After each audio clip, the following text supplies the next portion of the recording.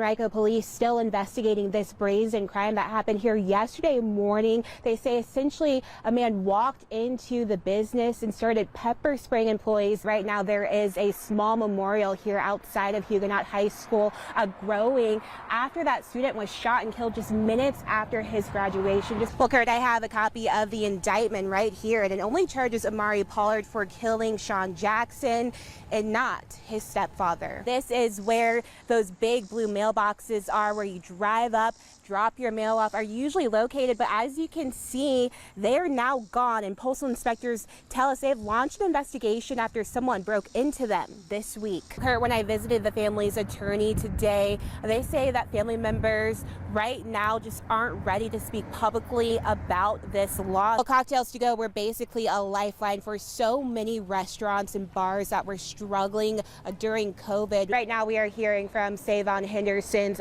girlfriend after major delays today after motions to file a mistrial and the prosecution's efforts to add in new evidence. Now at 7, a partial government shutdown in Washington is avoided for now. We are on your side from Washington as lawmakers struggle to agree on a full-year funding bill. Thanks for joining us, everyone. Get ready for another cold night. It'll get chilly into the evening hour. And with a mix of some potential rain overnight, there could be a chance for some slick spots when you wake up. There may even be some snow for some. Veterinarians are making an urgent plea, asking pet owners to see if your pet is eligible. Chantel Davis is at the Blue Pearl Blood Bank on West Broad Street, where those donations happen. Chantel, how critical is this need right now?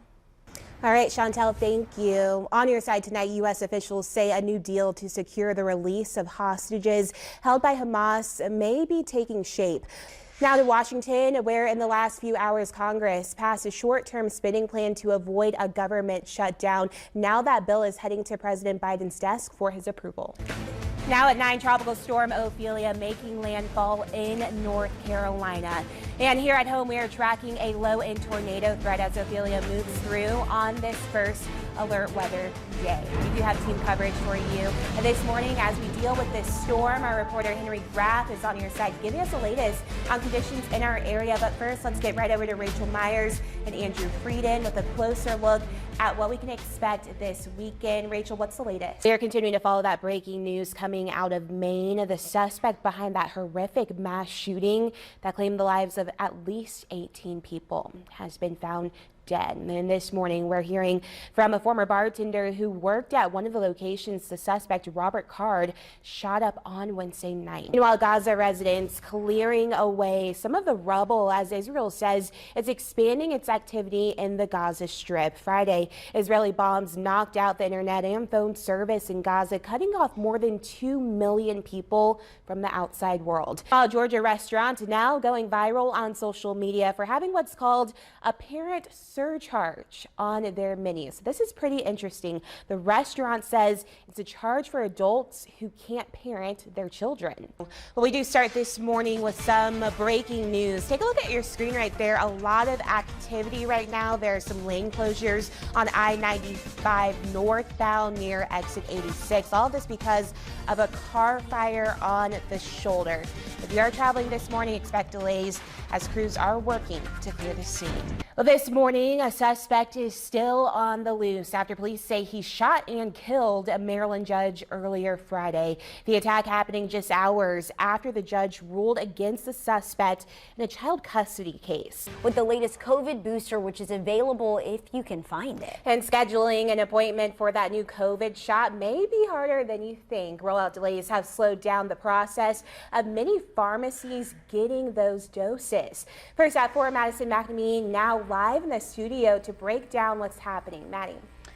The president of Morgan State University is talking about the campus shooting that sent 5 people to the hospital, all of them students. Caught on camera, a Florida woman is carjacked at the gas pump. The crime sends gas spraying everywhere as the suspect speeds away. We know traveling can already be so stressful. So what can travelers do to avoid some of those major headaches? You were in the Navy, correct? I was in the Navy, 26 years on submarines. Amazing. So talk to me about just the importance to do this, to honor these men and women. It's very important to me because these kids weren't being kind of ignored. First, a deadly police shooting in Hopewell. A 74-year-old man armed with 2 guns killed by police on Gordon Street last night. That story tops our news tonight. Let's go live to Raven Brown on Gordon Street. Raven is there and talking with police. And apparently, Raven, that man was firing guns even before the police arrived? Kurt, yeah, neighbors tell me that this is a pretty quiet neighborhood until last night when they heard multiple shots fired right next to their home. Many of them say they were shocked to find out one of their next door neighbors was involved. He called me and told me if anything happened to him, would I take care of his cat. Lewis Browder says that was the last time he saw his next door neighbor of 40 years, Berkeley Lee Collins Jr., alive. The next thing I know, he was over there shooting. You know, he was shooting up in the air. Hopewell police say Wednesday night they got a call that the 74-year-old was shooting in a neighborhood on Gordon Street. I heard yelling and screaming and stuff, and then I heard shots, lots of shots going on. And I hit the floor because I didn't know where it was coming from or anything. Neighbor Ann King was in her backyard when shots rang out. The officer was leaning against my house with the rifle, and he told him 4 or 5 times to put the guns down. Police say when Collins Jr. didn't comply and shot his gun again, officers fired back.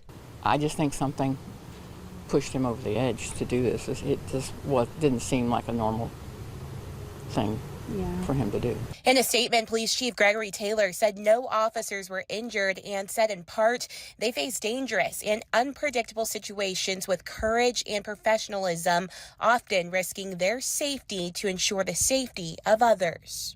He was a good buddy, good friend.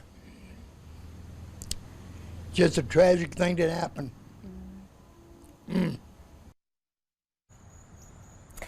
Now, Virginia State Police is leading this investigation. They say if you happen to know anything about this, to give them a call. Live and on your side in Hopewell, Raven Brown, NBC 12. Thank you, Raven.